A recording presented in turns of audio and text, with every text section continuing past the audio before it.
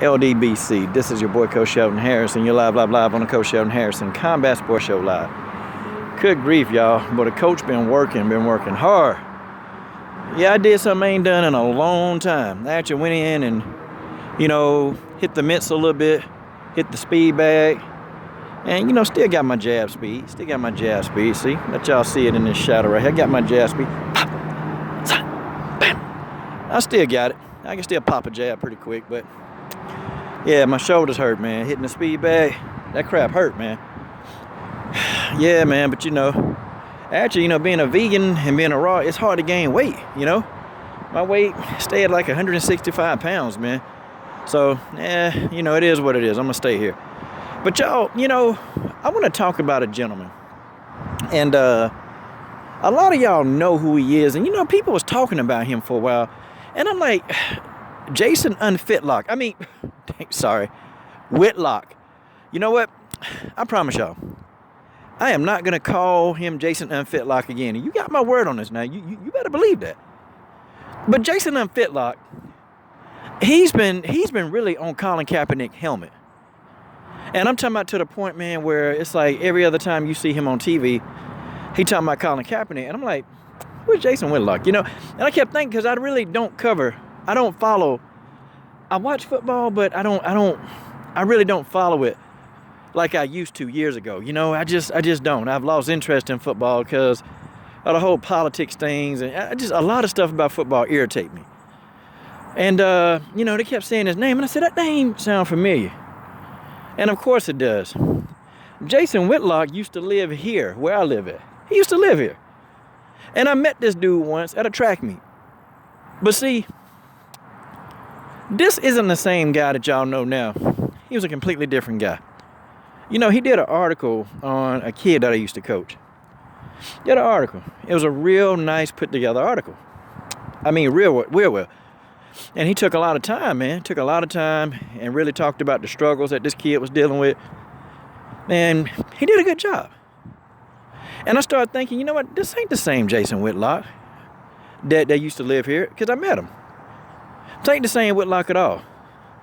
And I remember we had about maybe a 15-minute conversation. Now I was telling him that, how, and I was just started, just really green in the coaching thing. And I said, I'm trying to help a lot of these young brothers and sisters, stop thinking that the streets is where it is. And he said, man, that's commendable, man. That's commendable what you're doing for these black kids. And, it was years ago, though. And he wrote an article on this one girl, who had all kind of issues. And he wrote an article. And the article, man, was phenomenal. And I'm like, man, that's a cool dude. But see, I didn't even know that, this is who everybody talking about to this day. But now, when I see him, I said, I met that dude. I know him. Or I knew him when he was here. But that TV money, man, that stuff do something to these guys. And it make these guys think that they're better than the rest of us. It begins to make these guys think that. And so they believe it. And they start saying a lot of crazy stuff, and Jason Whitlock is under the assumption that Colin Kaepernick, he took a knee to disrespect the flag. And he didn't do it to disrespect the flag, when I heard the entire national anthem, and I heard it for the first time this summer, back in July. And I've been so oblivious. I don't have TV. I don't, I don't have a TV. Okay? All my internet and cable, I get all my stuff through UFC Pass and all this. I don't have any of that stuff. I don't watch the news. If I want to look at news, I just go to, Black Reality TV, Mr. Superboy. I'll look at the Advice Show. I'll look at those shows if I want to hear anything about the news. I don't have TV. Just don't. Because it's too negative. But, what I'm saying is that I lost my train of thought. But yeah, I don't watch a lot of the stuff. So when they kept talking about Jason Whitlock, I'm like, oh, okay, crap. Okay, well, this who this is. But Colin Kaepernick, the fact that he took a knee is not because he wanted to disrespect the flag, but when I found out what the song meant, that's what I was talking about. Yeah, when I found out what the national anthem meant, when I found out what it meant, I'm like, oh. And I heard the entire song, and I'm like, wait a minute, this song not talking about equality for everybody. No, and then when it said the part about the slaves, I'm like, no. So I'm not for that song. And no, I'm not a fan of the national anthem. I'm just putting it out there now. Not a fan of it. Anybody, okay, man, let's honor the national anthem. I can't do that. Now knowing what that song means and how, and I've heard the entire version of it, I can't do that, okay? And, you know, Colin Kaepernick, he took a knee for police brutality, and I'm sitting here thinking, well, what's wrong with him doing that? Because, you know, people want to say all lives matter, but yeah, they do, except for the black ones. Except for the black ones that's getting, you know, shot up. And it really does, it gets to be ridiculous, man, how people can't understand that.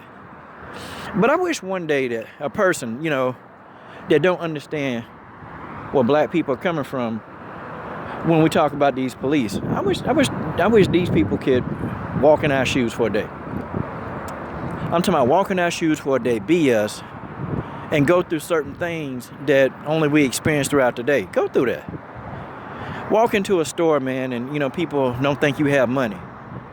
Even though you could be dressed to the T, they still don't think you have money. It don't matter. They can't distinguish people who do crimes as black from people who really are going to the store to buy stuff. They can't distinguish that. And it's sad. It's really sad because the government, they pimping everybody. And I just don't think people know that. You know why we're getting some of the things that we get from our government? Is because the country as a whole being pimped. That's really what it is. That's really what it boiled down to. But see, it's the people, the sheep that live in the country. They can't see past color. The government, they can see past color because they see green. They can see past it. They can see past everything. But it's the sheep. They can't see past color. And that's why things jacked up. But, you know, if you're sitting here telling me, yeah, the police are fair, they not. I can tell you now, I was pulled over 3 weeks ago. And this cop, he was very tentative, you know, very tense. And I kept my hands up on the steering wheel. And I'm like, he said, well, why you got your hands on the steering wheel? I said, cuz I'm not finna get shot. No, I ain't like that. And I said, yeah, but you got your hand near your gun. I said, everything you need is right here. You know, I had everything up on my dashboard. I had my camera. I was recording the whole thing. I said, look, everything's here. Which one do you want? And he asked for my ID and my registration, and I gave that to him, and, you know. And it was just one of my tail lights was out, you know. But something like that could still turn into something that's, you know, very, very bad. A simple traffic stop with these guys, and it turned deadly. But see, I mean, I don't think if I'm telling you this, a lot of y'all can't understand what I'm talking about. You can't understand. It's difficult to understand. But it is what it is. And Jason Whitlock, he's doing everything to really destroy Cap's character, but you can't do that. You see, one thing I know when you protest and when it's for the right reason, people will slowly get behind you. You see all these players in the NFL now that's slowly getting behind Colin Kaepernick? And see, you don't just have, you know, black players getting in on it. You got some white players getting in on it. You got some Hispanic players getting in on it. See, you know what the NFL, what the players are teaching us?